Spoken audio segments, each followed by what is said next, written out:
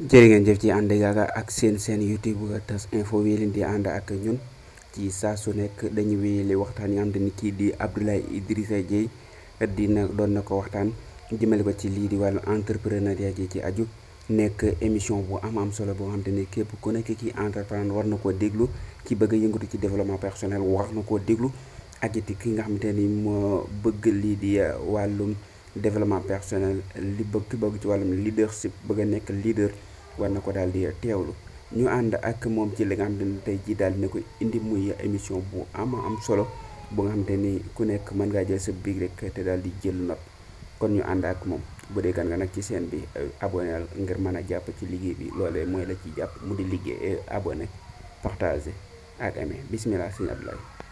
gis nga sëñ Pape. locomotive. muy bopp saxaar. c'est un wagon on est d'accord. Mais c'est un wagon mais pas comme les autres. C'est-à-dire quand tu es comme tout le monde. Tu ne peux pas guider les gens. Il va falloir que tu es. Quand tu es comme tout le monde. maanaam boo melee ni ñëpp boo melee ni ñëpp mënoo leen a yóbbu fenn wolof léegi bu ko sëñ Pape lu mu wax ku la sutul du la mën a may ker.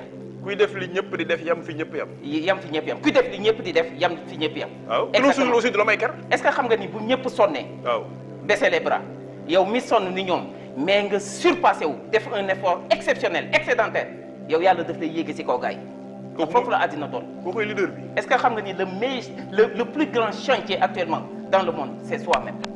Soi-même. Soi-même. maanaam investir sur soi-même. Investir sur soi-même être vigilant par rapport à soi-même avoir une culture du leadership et de l'entrepreneuriat. mais Cheikh Abdoulaye foofu avoir noonu une hygiène de vie. mais foofu noonu Cheikh Abdoulaye Barack Obama bi ma suivre documentaire bi.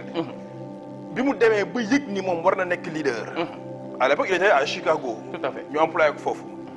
mais bi mu demee ba yëg ni war na nekk leader dafa jël ay xarit teg fële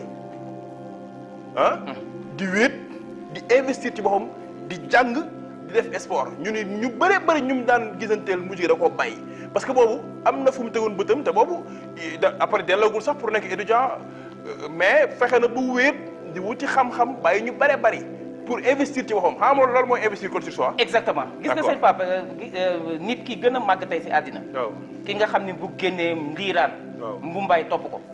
mas naa wéet ci dundam ba mel ni néew ci biir bàmmeelam. Cheikh Abdoulaye waxaatal loolu. nga ni ki gën a influence ci àddina bi. ci àddina bi waaw. ponkal mi nga xam ni bu génnee nit ñi topp ko ndiiraan topp ko mbumbaay topp ko. billahi mas naa wéet ci dundam mas naa wéet dans sa traversée du désert ba mel ni néew ci biir bàmmeelam. c'est excellent. mais waaw si solitude boobu. waaw ak traversée du désert boobu. c'est lay apprendre maintenant des dispositions exceptionnelles qui vont le singulariser. xam nga Sénégal lu ñu yàq. mooy dañuy jaawale waaja ak ka waaj bay bëgg a dem. dañuy jaawale. waaja ak ka waaj bay bëgg a dem. dañuy jaawale waaja ak ka waaj bay bëgg a dem. ka waaj bay bëgg a dem. c'est-à-dire soit plus clair. xam nga dans la vie. waaw les grands hommes se soucient d'éthique les petits se soucient d'étiquette. yaa ngi def jeu de mots de. c'est quoi la différence. léegi éthique ak étiquette du benn yow tey jii li nga ma gëne booy sangu doo ko sumi. très clair. jikko la ñuy gëne nit. c'est-à-dire on ne peut pas être leader on ne peut pas être guide de sa génération si on n'est pas dans une dynamique d'empathie et de philanthropie borom xol bu lëndëm soxor ñuul kukk yàlla du ko jiital ci kanamu askanam. empathie mooy lan. empathie mooy bëgg doomu aadama mooy philanthropie mooy bëgg nit ba doo ko gëmee jël sa énergie yépp concentré ko si lu ko jëmee kanam ak lu ko sauver loolu mooy philanthropie loolu mooy empathie et c'est dans ce sillage-là que se trouve le leadership et le développement personnel. c'est excellent. lii ma gis nga Obama pour jeexal ci Obama. waaw gis nga àddina. bala ngay sàmm. waaw da ngay sàmm ba pare. bala ngay sàmm. da ngay sàmm. da ngay sàmm ba pare maanaam tu ne peux pas être leader en étant le dernier de ta classe. Tu ne peux pas être leader en n'ayant pas une hygiène de vie. Tu ne peux pas être leader en ayant peur. La peur, elle déstabilise. Le stress, il paralyse. La peur déstabilise, le stress paralyse. En développement personnel, dans le vocabulaire du leadership et du développement personnel, vous ne trouvez pas ces deux mots-là. La peur et le stress. Mais comment faire pour vaincre le stress aussi? Le stress, vaincre ko aussi, Cheikh Abdoulaye. Est-ce que am na ci àdduna ku dul dund stress? Mais problème bi mooy nan nga koy vaincre aussi. ni nga koy vaincre. waaw c'est ça le problème waaw.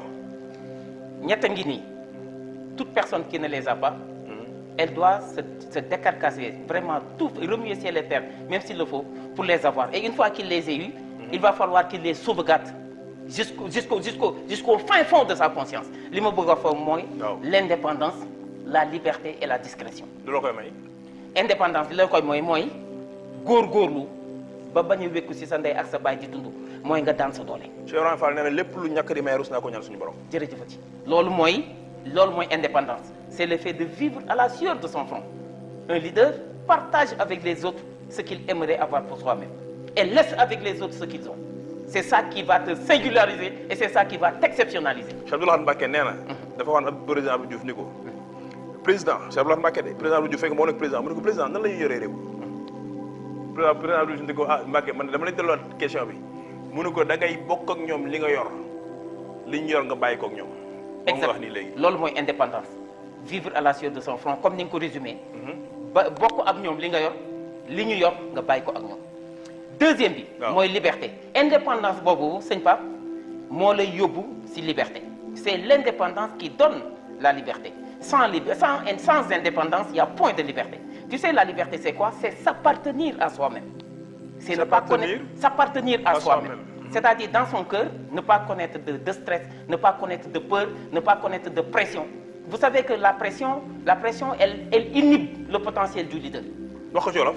maanaam pression day dofloo leader. maanaam leader mooy bopp saxaar wagon la comme wagon yëpp. mais bu yemoon nag ñëpp du leen mën a yóbbu Ndakaaru gi. c'est très clair. léegi nag parce que ci la lépp nekk. ci la lépp nekk. léegi nag loolu kooku mooy leader.